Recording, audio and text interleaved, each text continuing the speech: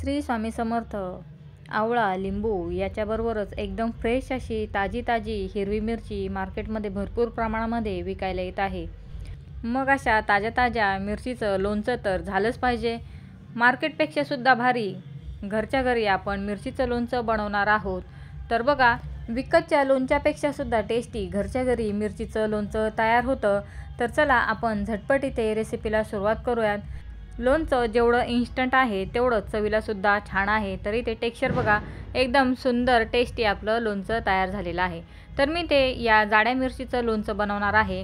तुम्ही जी पोपटी कलरची मिरची येते ती घेतली तरी चालेल.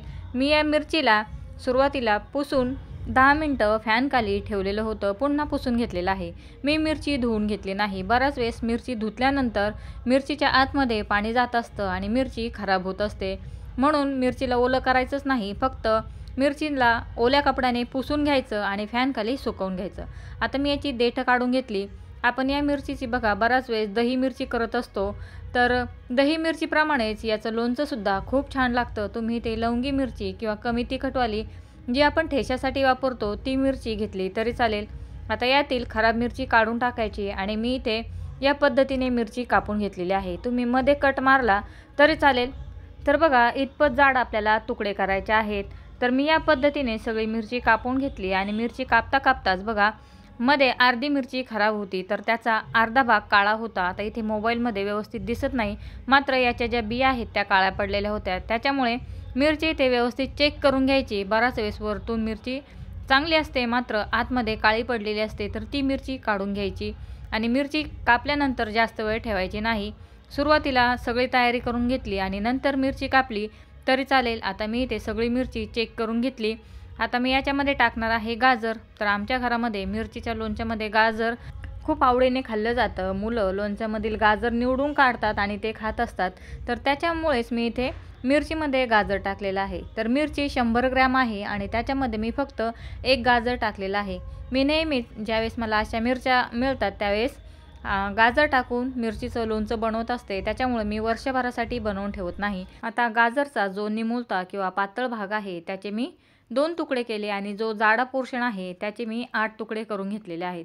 गाजरचे वरचे जे सालं असतात ते पूर्ण काढून घ्यायचे आणि नंतर आपण गाजरला कट करायचं आहे. तर मी ते गाजरसुद्धा धुवून घेतलेलं नाही, फक्त त्याला पुसून त्याला किसून घेतलेलं आहे किंवा त्याची वरची सालं काढून घेतली आणि त्याला कापून घेतलं. तर बघा, या पद्धतीने गाजर कापून घ्यायचं आहे.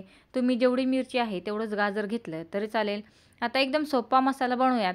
1 चमचा बडीशोप आहे, 1 चमचा जिरा आहे, अर्धा चमचा आहे काळी मोहरी आणि अर्धा चमचापेक्षा कमी म्हणजे 25-30 दाणे मेथीचे आहेत. तर तुम्ही या 4 वस्तू वापरून कुठलंही लोणचं बनवू शकता, फक्त प्रमाण थोडंसं कमी जास्त करून घ्यायचं.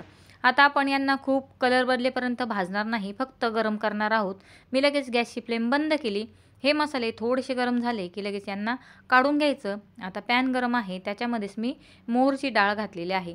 तर मी सांगेल, तुम्ही जर मिरची आणि गाजरचं लोणचं बनवणार असाल तर त्याच्यामध्ये आवर्जून मोहरीची डाळ घाला, कारण त्याच्यामुळे टेस्ट खूप छान लागते. पॅन बघा गरम होता, त्यातच मोहरीची डाळ टाकली आणि साईडला ठेवली. आता तेल मी ते गरम करून घेतलेलं आहे, म्हणजे सगळं होईपर्यंत तेलसुद्धा थंड होईल. आता हे मसाले थंड झाले की लगेच मिक्सरमध्ये याची बारीक पूड बनवून घ्यायची आहे. खूप जाडसर ठेवायची नाही, शक्यतो बारीकच करायची. आणि बघा, बराच वेळेस इथे मिक्सरच्या भांड्याला रबर असतं आणि त्याच्या खाली पाणी असतं, तर तेवढी तिथे काळजी घ्यायची आहे, कारण आपल्याला लोणच्याला अजिबात पाणी लागू द्यायचं नाही. तर मी हे थोडंच लोणचं बनवत आहे. तुम्ही वर्षभरासाठी जर बनवणार असाल तर आपण जिथे मोहरीची डाळ टाकली तिथेच तुम्ही लोणच्याचे सगळे मसाले टाकू शकता, म्हणजे हळद, लाल मिरची, मीठ, म्हणजे सगळ्या मसाल्यांचं मॉइश्चर तुटेल आणि एकदम ड्राय असे आपले मसाले होतील.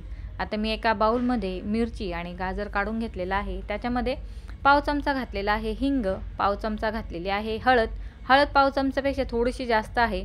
अर्धा चमचा घातलेली आहे कश्मीरी मिरची घालायची, कारण मिरच्या ऑलरेडी तिखट असतात. आता याच्यामध्ये मोहरीची डाळ घातलेली आहे. सगळं थंड करूनच घालायचं आहे. मिक्सरमध्ये दळून घेतलेले मसाले टाकायचे आणि आपल्याला आता इथे फक्त मिक्स करायचे आहे. मिक्सरमध्ये दळलेला मसाला पटकन झाकून ठेवायचा, म्हणजे मसाल्याचा वास उडणार नाही. आता इथे या पद्धतीने फक्त मिक्स करायचं. मिरच्या जास्त वेळ जर कापून ठेवल्या तर काळ्या पडतात, तर त्यावेळेस तुम्ही त्याच्यामध्ये मीठ टाकून ठेवलं तरी चालेल. आता मी सगळे मसाले गाजर आणि मिरचीला लावून घेतलेला आहे. आता याच्यामध्ये तुम्ही व्हिनेगर टाकू शकता, मात्र मी इथे लिंबूच टाकणार आहे. तर लिंबूसुद्धा चांगला स्वच्छ बघून घ्यायचा आहे. तर लिंबू थोडा कडक झाला होता म्हणून त्याला या पद्धतीने नरम करून घेतलं. आणि जर तुम्ही चमच्याने मोजाल तर लिंबूचा 3 चमचे रस आहे, म्हणजे पोहे खाण्याचा 3 चमचे रस घेतलेला आहे. आता जी चाळण आपण इथे लिंबू गाळण्यासाठी घेणार आहोत, तर तीसुद्धा सुकलेली घ्यायची आहे. आणि तुम्ही इथे बघत असाल लिंबूमध्ये रस किती आहे. मी इथे पूर्ण दाखवलं कारण तुम्हाला समजेल की आपल्याला लिंबू किती टाकायचा आहे. कारण की लिंबू आणि मीठ याच्यामुळेच आपलं लोणचं इथे टिकणार आहे. आता मी इथे लिंबू टाकून घेतलं आणि मिक्स करून घेतलेलं आहे. तुम्ही व्हिनेगर वापरणार असाल तर 2 चमचे व्हिनेगर वापरलं तरी चालेल. लिंबू टाकल्या मी याच्यामध्ये 1 चमचाभर आपलं जे नेहमीचं खाण्याचं मीठ आहे ते टाकलेलं होतं, मात्र तिथे माझा व्हिडिओ थोडासा स्किप झालेला आहे, त्याच्यामुळे थोडी क्षमा असावी. तर बघा मी इथे लिंबू मिक्स करून लोणचं साईडला ठेवलं होतं आणि तेलसुद्धा थंड होण्यासाठी ठेवलं होतं, कारण पूर्ण तेल आपल्याला थंड करून घ्यायचं आहे. तर मी इथे नेहमी स्वयंपाकामध्ये जे तेल वापरते तेच घालणार आहे.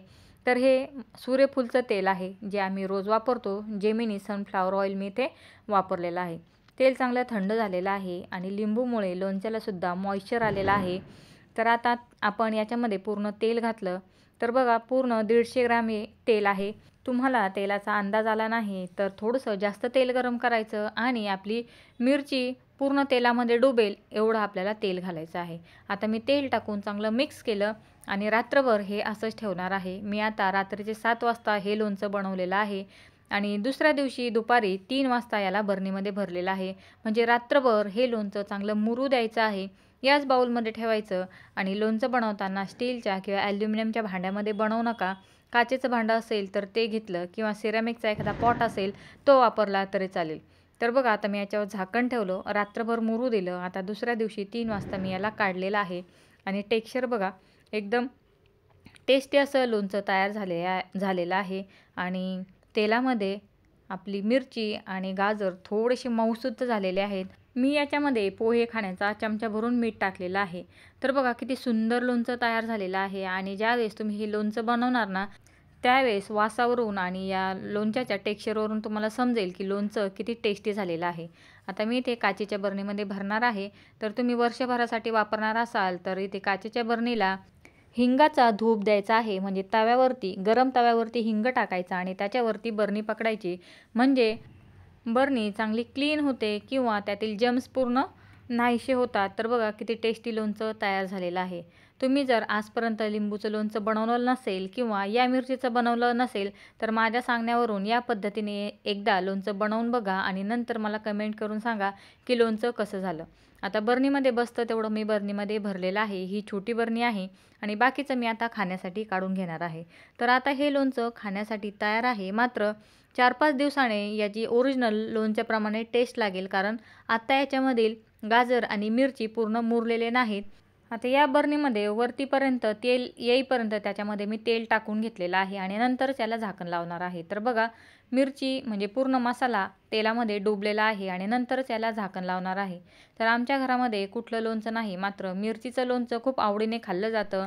आता उरलेलं मी या डब्यामध्ये काढून घेतलेलं आहे, कारण ते लगेच मी वापरणार आहे. तरी ते बाउलमध्ये बघा तुम्हाला लोणच्याचं टेक्स्चर दिसत असेल. आपण ज्यावेळेस लोणचं विकत घेतो त्या दुकानामध्ये जसा वास येतो त्याच्यापेक्षा भारी या लोणच्याचा वास येतो आणि टेस्टसुद्धा त्याच्यापेक्षा भारी लागते. बघा किती सुंदर, टेस्टी आणि इन्स्टंट आपलं लोणचं तयार झालेलं आहे.